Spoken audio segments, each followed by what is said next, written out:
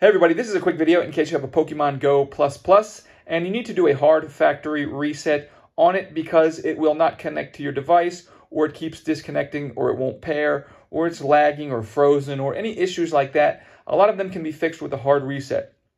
So all we need to do to do this is to come in, and you'll see on the back there's this small recessed button, and then we have this top button on the top of our Go. So what we're going to do is we're going to press and hold the top button, and while we're pressing and holding the top button, we're going to come in with like a paper clip or something like that and press and hold that reset button.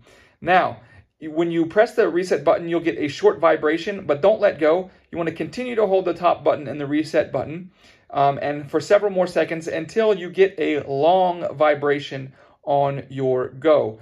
Once your Pokemon Go++ gives you a long vibration, then it has been reset. You can turn it on, and then you can repair it or reconnect it with whichever devices you wish.